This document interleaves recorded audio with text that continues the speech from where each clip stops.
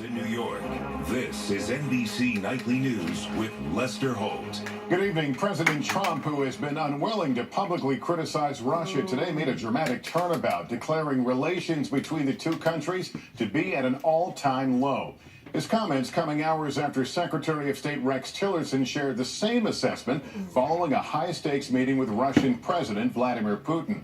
The friction is over what Russia may or may not have known about the recent deadly chemical weapons assault on civilians by its close ally Syria, and the U.S. wish to drive Syrian President Assad from power. Chief Foreign Affairs Correspondent Andrea Mitchell has the latest from Moscow. President Trump tonight in a role reversal. Once talking up the possibility of warmer relations with Moscow, now the cold reality. We may be at an all-time low in terms of relationship with Russia. Secretary of State Rex Tillerson taking that message directly to Vladimir Putin during a 2-hour meeting tonight. The world's two foremost nuclear powers cannot have this kind of relationship. Tillerson, the highest-ranking Trump official to visit Moscow since Russia and its election hacking became a cloud over the campaign and the presidency. This visit turning into a tense showdown, much of it over Syria and that deadly chemical attack. Tillerson saying for the first time that the U.S. might consider war crimes charges against Syrian President Bashar al-Assad, one way to force Assad from office. It is possible that the threshold necessary to charge individuals, including Bashar al-Assad, may be achieved. The war of words over Syria starting early this morning. Putin rejecting White House intelligence that Assad launched the chemical attack and Russia was covering it up. Putin asking, where's the proof that the Syrian army used chemical weapons? There is none. While President Trump using his sharpest words yet about Assad. That's a butcher. That's a butcher. And leaving open the possibility that Russia, with soldiers on that Syrian airbase, may have known a chemical attack was about to be launched. I would like to think that they didn't know, but certainly they could have. They were there. So we'll find out. Overshadowing the U.S.-Putin relationship, the election year hacking. Tillerson says he brought it up with Putin. We are mindful of the seriousness of that particular interference in our elections, and I'm sure that Russia is mindful of it as well. A charge the Russian foreign minister quickly shot down. I can only say once again that just as in the case with the so-called Russian hackers and the chemical incidents in Syria, we would very much like to get some concrete evidence, not just words. And after hours of often testy talks, no progress on Tillerson's chief goal, getting Russia to back away from Assad. The idea that Russia now is going to see the light about Mr. Assad and remove him is fanciful.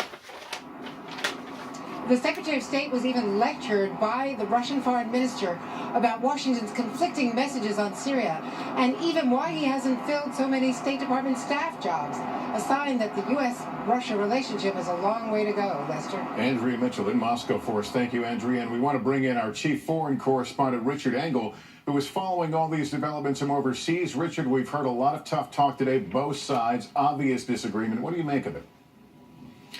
Well, there are some very real tensions, but is this the all-time lowest that relations between Moscow and the United States have been? Of course not. There is some posturing going on here.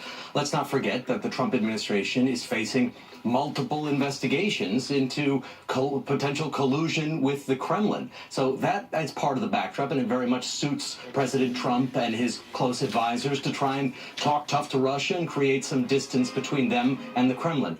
Also, on the other side, Putin has his own domestic audience. If there's only one person in world affairs who may have a bigger ego than Trump, and it is Vladimir Putin.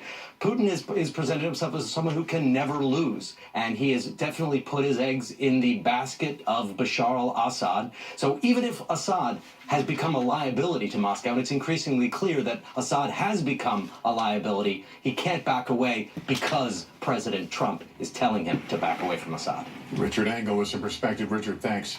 In addition to his reversal on Russia, President Trump has made an abrupt about-face on a number of other foreign policy fronts. That includes his often expressed doubts about NATO and his vow to take economic action against China. We get more on that from NBC News White House correspondent Kristen Welker. Tonight, President Trump making a number of stunning reversals as he faces multiple foreign policy crises after repeatedly calling NATO obsolete on the campaign trail. NATO, in my opinion, is obsolete. Maybe NATO will dissolve, and that's okay. Now, Mr. Trump changing his tone while standing next to NATO's Secretary General in the East Room. I said it was obsolete. It's no longer obsolete. The move aimed at getting NATO allies to ramp up their support in foreign fights and also pressing those countries to pay their fair share to support NATO's mission. But another striking reversal tonight after vowing to label China a currency manipulator as a candidate. They are grand masters of currency manipulation. Tonight telling the Wall Street Journal they're not currency manipulators, explaining taking that step could jeopardize his talks with Beijing on confronting the threat of North Korea. The president wants China's help to press North Korea to back off its recent nuclear provocations. Analysts saying the shifting policies reflect a one-time candidate who is adjusting to serving in the nation's highest office. Well, I think it's part of a learning process that the president is going through.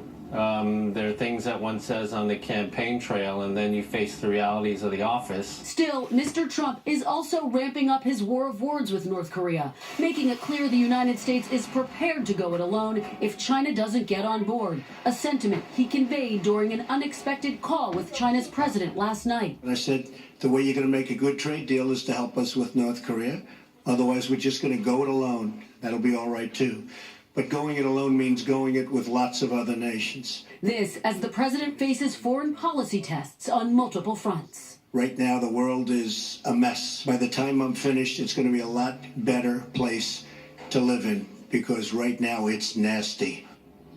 And tonight, the White House is paying close attention to North Korea. Saturday marks the 105th anniversary of the birth of the country's founder. The isolated nation has used those types of anniversaries in the past to test its military might.